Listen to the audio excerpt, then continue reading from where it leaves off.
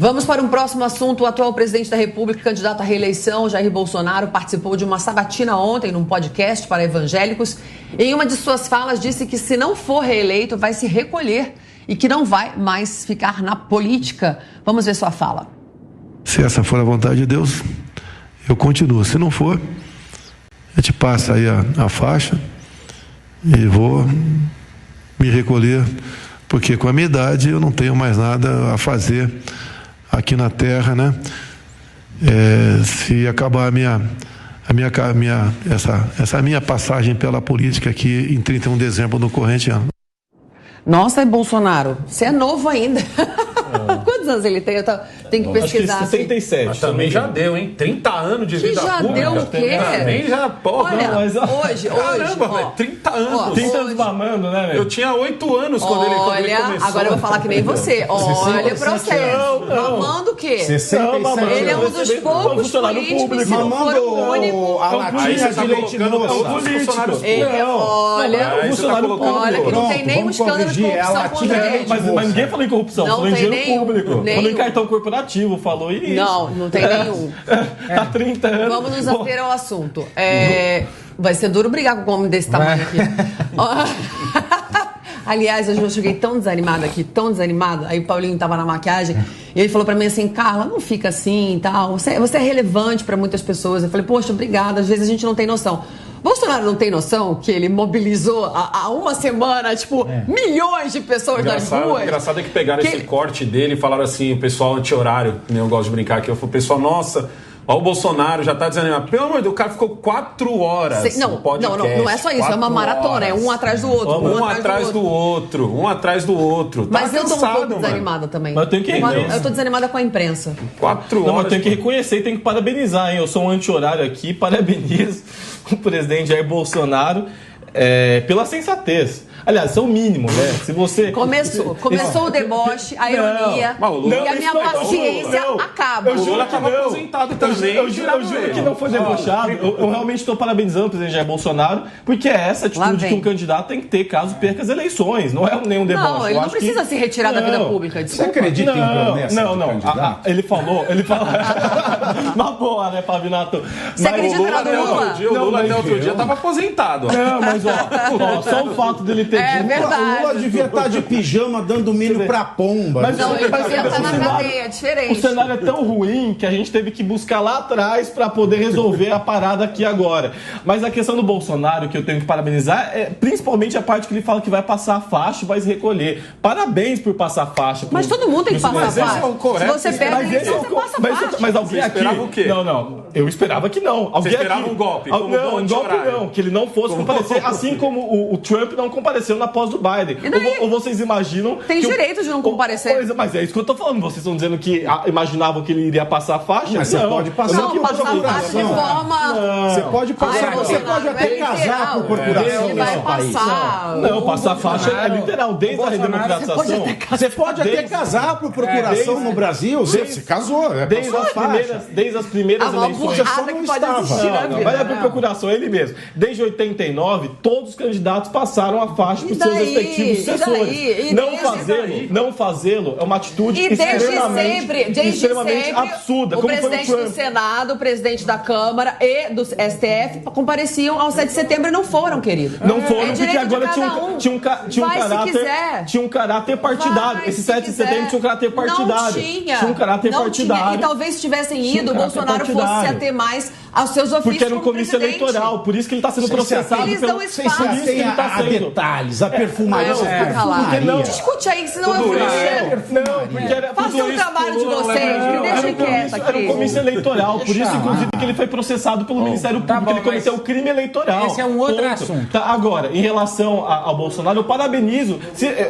Eu vou ficar muito feliz lá no dia 1º de janeiro de 2023, vê-lo passando a faixa para Luiz Inácio. Vai ser algo que realmente...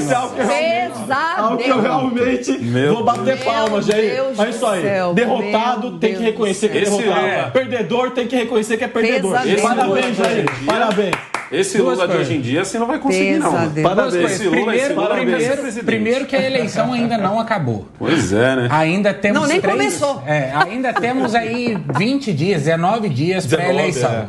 Então, contar a vitória antes da hora nunca deu sorte em eleição. Para ninguém. Nunca contar vitória antes da hora, nunca deu sorte pra ninguém. Conta bastante, ó. Isso. Conta bastante. E depois, e outra coisa, o Bolsonaro Hillary por último. as ouvi. Mas lembrando que ela ganhou voto popular, hein? Vamos nos lembrar de Hillary. O Bolsonaro falou uma frase, porque a gente se atém pouco aos detalhes e acaba superficializando a discussão um pouco, mas o Bolsonaro falou a seguinte frase, falou, se eu perder a eleição, a minha missão vai estar cumprida e eu não tenho mais nada para fazer aqui na Terra. Foi exatamente isso que ele falou. Então, aqui na Terra... agora, hein? Getúlio Vargas. Então, o que eu imagino o Bolsonaro... Primeiro que o Bolsonaro é uma referência... Assim como a Carlinha, eu falei isso pra ela. Ele é um fofo. Ele faz isso pra eu continuar aqui, porque eu tô aqui me arrastando.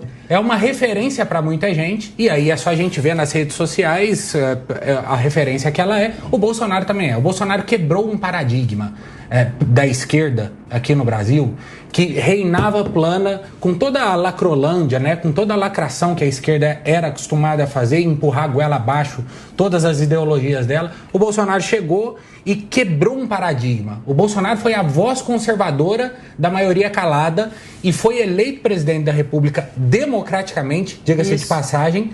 Eles sempre esquecem. Exatamente. E nesse ponto, sob esse ponto de vista, o Bolsonaro é uma referência para muita gente. E quando ele fala não tem mais nada para fazer aqui na Terra, claro, foi um exagero. Aquelas dele. Ele tava cansado. Fala de 4 horas de podcast, mano. 4 horas de podcast. É que nem a Dilma falando que por trás do homem tem o cachorro oculto. Pode ser falar de coisa. Não, mas a Dilma não precisava estar cansada. A Dilma não fala besteira. Ela falava besteira diariamente.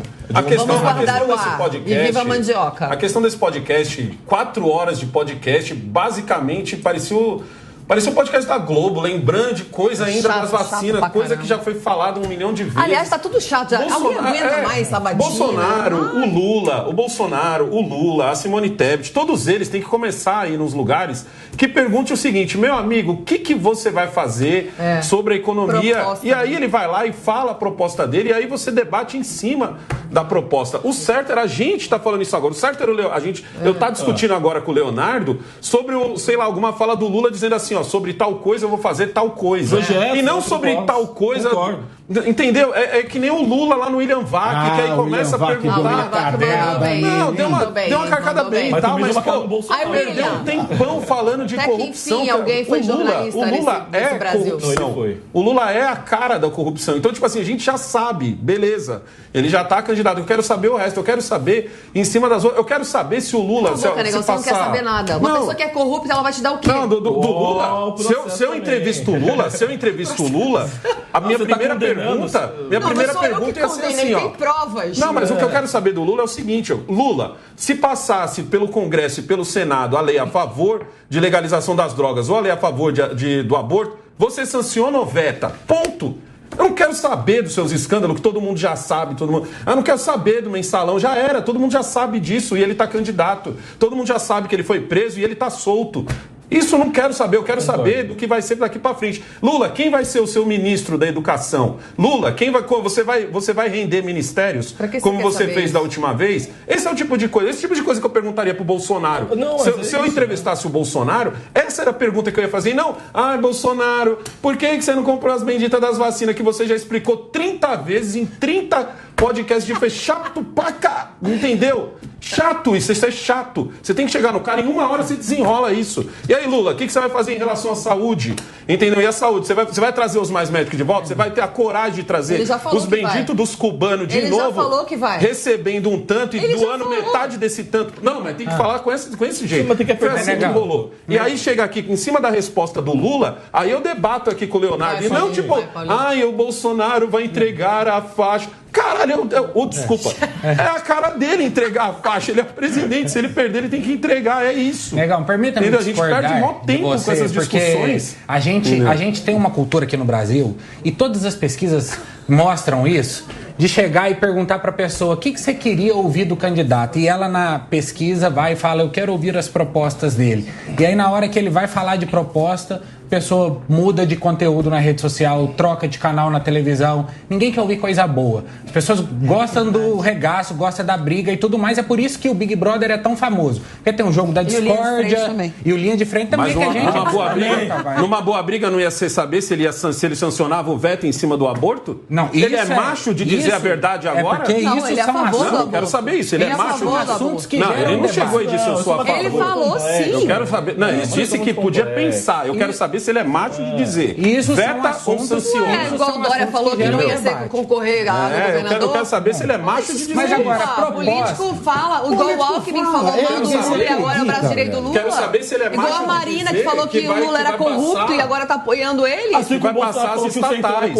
Quero saber se ele é macho de dizer. E o Lula falou que vai negociar com o Centrão, meu amor. Falou ontem. Porque eu já falei com você, não se negocia numa democracia se não falar com todos os partidos. Então não fique falando pelos quatro ventos que você nunca ia compor com o Centrão. É mentira. Ele não conseguiu. Ele não conseguiu. Mas compor com o Centrão é diferente de distribuir ministério. Então não fala. Compor com o Centrão é uma coisa, distribuir ministério é outra. Esse é o exemplo perfeito. É isso que eu queria saber, se ele vai ter coragem de falar. No Brasil. É o exemplo perfeito do que a gente vive no Brasil, é essa discussão aqui agora na mesa.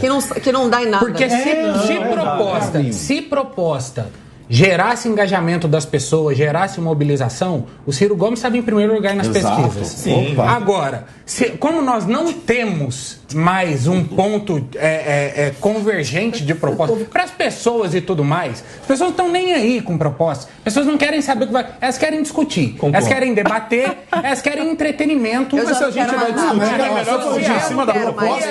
Eu não digo que eu concordo. Mas eu não quero mais brigar, eu não quero mais discutir. A psiquiatria forense